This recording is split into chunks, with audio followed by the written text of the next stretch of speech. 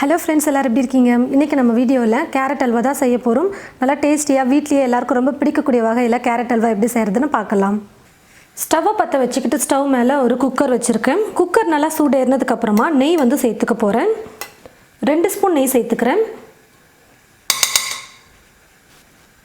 நெய் நல்லா உருகுனதுக்கப்புறமா கொஞ்சமாக முந்திரி சேர்த்துக்கிறேன். இது கூடவே நீங்கள் உலர் திராட்சை கூட சேர்த்துக்கலாம். நான் வந்து வெறும் முந்திரி மட்டும் சேர்த்துக்கிறேன்.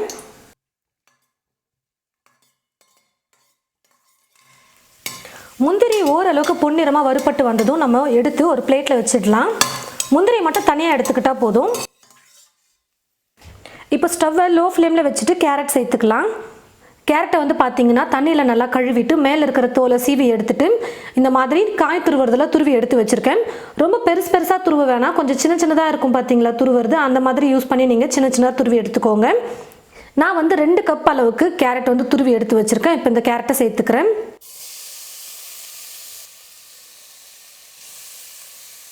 ஸ்டவ்வை மீடியம் ஃப்ளேமில் வச்சுக்கிட்டு இப்போது நல்லா வதக்கிக்கலாம். ஒரு 2 நிமிஷம் நம்ம கேரட்டை வதக்கினா போதும்.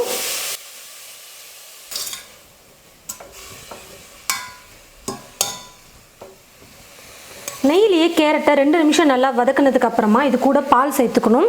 பால் வந்து பார்த்தீங்கன்னா காய வச்சு பால் எடுத்துக்கோங்க. கொஞ்சம் கூட தண்ணி சேர்க்காம நல்லா திக்காக பாலை வந்து காய வச்சு எடுத்துக்கோங்க. இப்போ இது கூடவே பால் சேர்த்துடுறேன். 2 கப் கேரட் துருவலுக்கு 1.5 கப் அளவுக்கு பால் சேர்த்துருக்கேன்.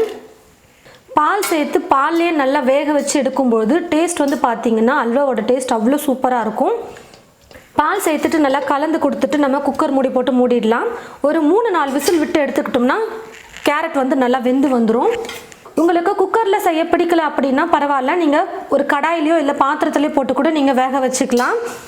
அது வந்து பார்த்தீங்கன்னா டைம் கொஞ்சம் அதிகமாகவும், குறைஞ்சது ஒரு 20 நிமிஷமாவது டைம் எடுத்துக்கும்.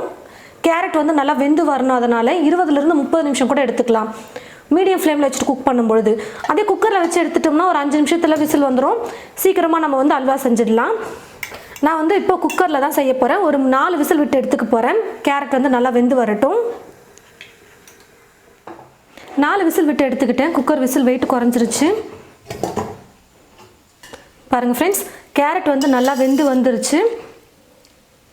இப்போ ஸ்டவ்வை பற்ற வச்சுக்கிட்டு ஸ்டவ் மேலே ஒரு கடாய் வச்சுருக்கேன். இந்த கடாயில் வந்து நான் வேக வச்சு எடுத்துருக்கிற கேரட் இந்த பால் வந்து சேர்த்துடுறேன். குக்கர் வந்து நல்லா அடிகனமாக இருந்ததுன்னா நீங்கள் அந்த குக்கர்லேயே கூட நீங்கள் அல்வா செஞ்சுக்கலாம். நான் வந்து இப்போ அடிகனமான கடாய் ஒன்று எடுத்துக்கிட்டேன். அடி பிடிக்காமல் அல்வா செய்யணுன்றதுனால வேக வச்ச கேரட் பால் வந்து இதில் சேர்த்துக்கிட்டேன். இப்போ நம்ம சேர்த்துருக்கிற பால் இருக்குது பாருங்கள், இன்னும் அப்படியே தான் இருக்குது. இதெல்லாம் நல்லா குக் ஆகி நல்லா ட்ரை ஆகி வர வரைக்கும் நம்ம குக் பண்ணிக்கணும். எவ்வளோ பால் இருந்தது, குக் பண்ண நல்லா வந்து பால் ட்ரை ஆகிட்டு வந்துருச்சு. அதே மாதிரி நம்ம கலந்து கொடுத்துட்டே இருக்கும்போது நல்லா மசிஞ்சு வந்துருச்சு பாருங்கள். ஏற்கனவே வேக வச்சதுனால கரண்டி வச்சு இப்படி கலந்து கொடுக்கும்போது நல்லா மசிஞ்சு வந்துருச்சு. நல்லா வேக வச்சு எடுத்துக்கிட்டோம்னா கேரட்டை வந்து கரண்டி வச்சு மசிக்கும் போதே நல்லா மசிஞ்சு வந்துடும். அப்போ சாப்பிட்றதுக்கு வந்து நல்லாயிருக்கும். கேரட் இருக்கிற மாதிரி தெரியாது, ஆனால் டேஸ்ட் வந்து நல்லாயிருக்கும் சாப்பிட்றதுக்கு. இன்னும் கொஞ்சம் நேரம் குக் பண்ணால் போதும், ஓரளவுக்கு நல்லா கெட்டி ஆகிட்டு வரட்டும். சேர்த்துருந்த பால் ஃபுல்லாக நல்லா ட்ரை ஆகிட்டு வந்துருச்சு பாருங்கள். இப்போ இது கூட சர்க்கரை சேர்த்துக்க போகிறேன். கேரட் எடுத்த அதே கப்பில் 1/2 கப் அளவுக்கு சர்க்கரை வந்து நான் அளந்து எடுத்துருக்கேன். பால், கேரட், சர்க்கரை எல்லாமே ஒரே கப்பில் அளந்து எடுத்துக்கோங்க. அப்போ கரெக்டாக இருக்கும் நமக்கு அல்வா செய்யறதுக்கு. சர்க்கரை சேர்த்துருக்கிறதுனால நல்லா உருகி கொஞ்சம் தண்ணி விட்ட மாதிரி தான் ஆகும் இந்த மாதிரி இலக்கமாக. இப்போ நல்லா குக் பண்ணணும்னா கெட்டி ஆகிட்டு வந்துடும் அல்வா வந்து. அப்போ சாப்பிட்றதுக்கு நமக்கு கரெக்டாக இருக்கும்.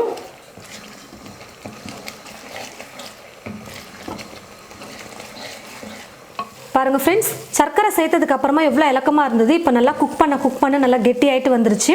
இன்னும் ஒரு 2-3 நிமிஷம் நம்ம குக் பண்ணோம்னா போதும், நல்லா இன்னும் கெட்டி ஆகிட்டு வந்துடும். நல்லா கெட்டியாக நம்ம அல்வா செஞ்சு வைக்கும் பொழுது 2-3 நாளைக்கு வச்சு சாப்பிட்லாம், கெட்டு போகாமல் இருக்கும். அதே ரொம்ப இலக்கமாக இருந்ததுன்னா அதில் வந்து ஈரப்பதம் வந்து இருக்கும், அதாவது தண்ணி இருக்கிறதுனால தான் ரொம்ப இலக்கமாக இருக்கும். அப்போ வந்து நம்ம 2-3 நாளாக வச்சு சாப்பிட முடியாது, கெட்டு போயிடும் அல்வா. ஏற்கனவே 2 ஸ்பூன் அளவுக்கு நான் நெய் சேர்த்துருக்கேன். இப்போ கடைசியாக இது கூட 1 ஸ்பூன் நெய் சேர்த்துக்கிறேன். அல்வாக்கெல்லாம் வந்து பார்த்தீங்கன்னா நெய் நிறைய சேர்த்து செய்யும்போது டேஸ்ட் வந்து நல்லா சூப்பராக இருக்கும். நெய்யில் வறுத்து வச்சுருக்கிற முந்திரியை சேர்த்துடுறேன். இது கூடவே 2 சிட்டிகை அளவுக்கு ஏலக்காய் தூள் சேர்த்துக்கிறேன். இது வந்து ஆப்ஷனல் தான், வேணான்னா நீங்கள் ஸ்கிப் பண்ணிக்கலாம். இப்போ இது எல்லாத்தையும் சேர்த்து நல்லா மிக்ஸ் பண்ணி விட்டுடலாம். நெய்யோட ஃப்ளேவர் கொஞ்சம் அதிகமாக இருக்கிற மாதிரி வேணும்னு நினச்சிங்கன்னா இன்னும் ஒரு ஸ்பூன் கூட நீங்கள் சேர்த்துக்கலாம். நெய் எந்த அளவுக்கு சேர்த்து செய்கிறோமோ அந்த அளவுக்கு டேஸ்ட் வந்து ரொம்ப சூப்பராக இருக்கும். நான் வந்து இப்போ கொஞ்சம் மீடியமாக தான் சேர்த்துருக்கேன்.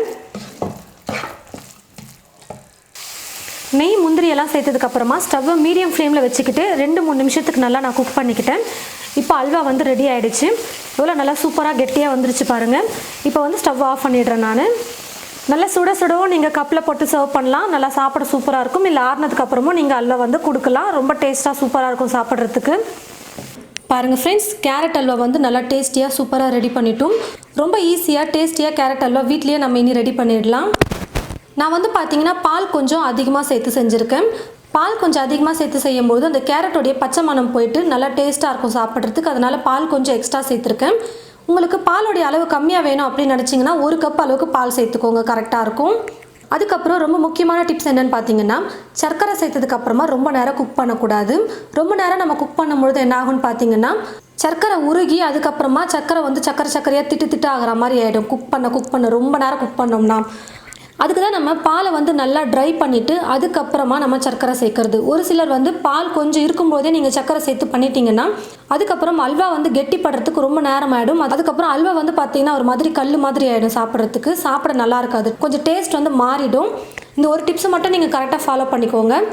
இது போல் நீங்களும் உங்களுடைய வீட்டில் கேரட் அல்வா ட்ரை பண்ணி பார்த்துட்டு எப்படி இருக்குன்னு மறக்காம கமெண்ட் பாக்ஸில் வந்து கமெண்ட் பண்ணுங்கள். இந்த வீடியோவை மற்றவங்களுக்கும் ஷேர் பண்ணுங்கள். இது போல் நிறைய ரெசிபிஸ் பார்க்க தமிழ் ஃபுட் மசாலா சேனலை மறக்காமல் சப்ஸ்கிரைப் பண்ணிக்கோங்க. கூடவே பக்கத்தில் இருக்கிற பெல் ஐக்கானை கிளிக் பண்ண மறந்துடாதீங்க. தேங்க்யூ.